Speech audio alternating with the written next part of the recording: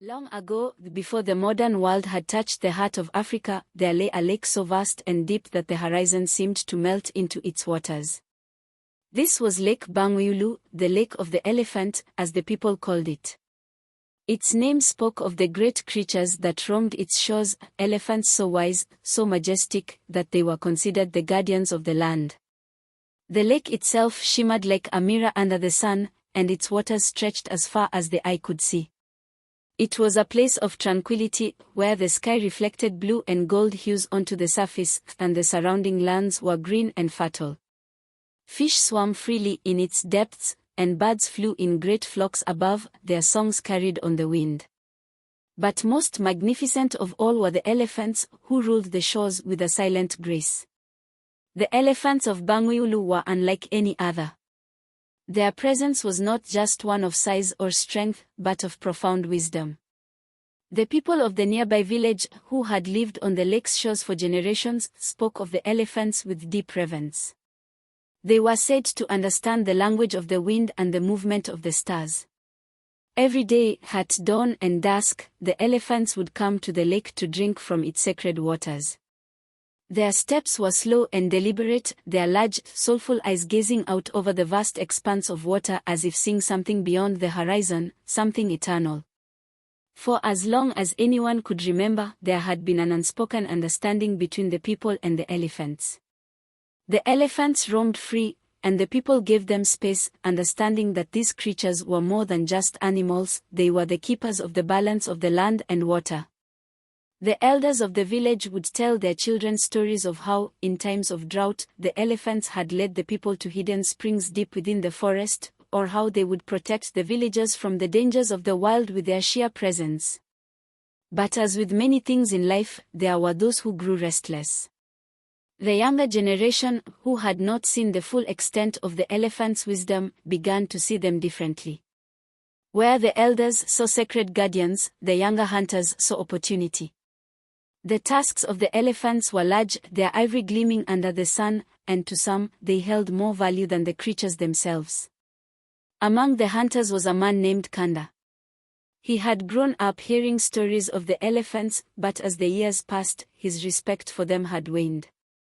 His eyes no longer saw their majesty, instead, he saw wealth. Kanda had noticed one young elephant in particular, a calf that often wandered close to the village's borders. It was curious and unafraid, unaware of the dangers that lurked in the hearts of men. One fateful day, Kanda made a decision that would change the fate of the lake forever. He gathered his tools, sharpened his spear, and set out under the cover of dawn. The village was quiet, the sky still dark, and the lake lay in a deep slumber.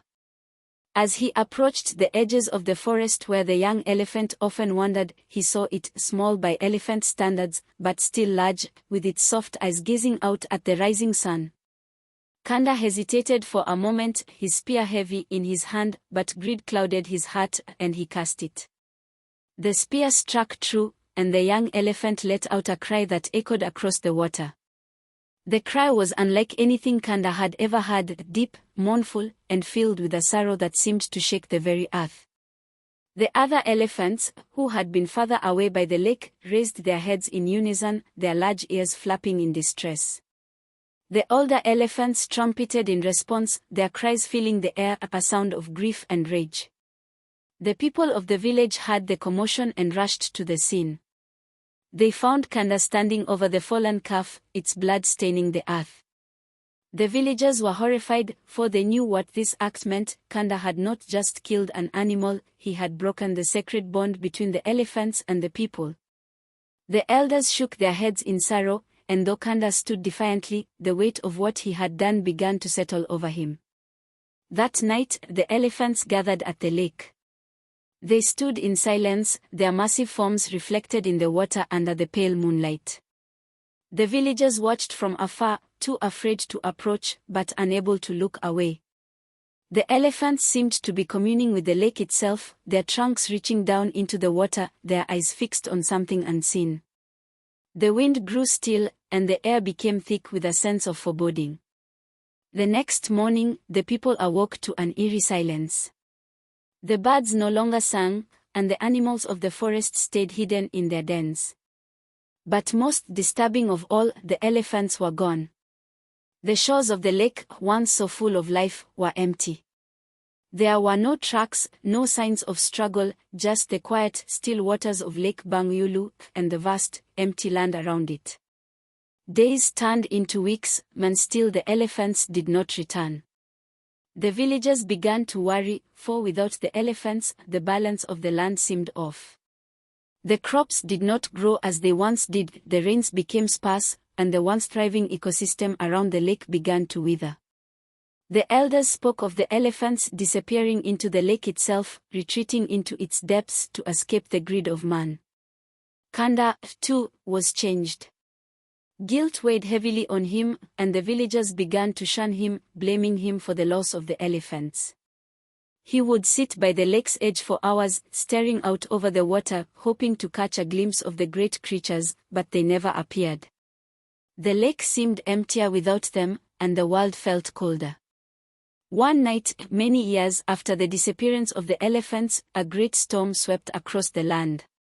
Lightning cracked the sky, and the winds howled like the cries of the elephants that had once walked these shores. Kanda, now an old man, made his way to the lake, drawn by an unknown force. As he stood by the water's edge, the wind whipping at his clothes, he saw something, ripples in the water, moving slowly toward him. Out of the depths of the lake, a single, ancient elephant rose. Its body was ghostly, its form shimmering in the storm's light. It stood there, gazing at Kanda with eyes that seemed to hold the wisdom of the ages. The old man fell to his knees, tears streaming down his face. He begged for forgiveness, not with words, but with the silence of a heart that had carried too much sorrow for too long. The elephant stood still, its gaze unwavering, before turning and walking back into the lake. Its form disappeared beneath the surface, and the ripples faded away. The storm passed, and in its wake, the air felt lighter. The people of the village, who had watched from a distance, believed that the elephant had come to forgive Kanda and to remind them all of the delicate balance between man and nature. To this day, the elephants have not returned to the shores of Lake Bangweulu. But the people remember their presence, and they tell the story of the Lake of the Elephant to their children, as a reminder to respect the creatures who share the earth with them. The lake remains vast and silent, holding the memory of the elephants in its depths, waiting for the day when balance might be restored, and the guardians of the land may once again walk its shores.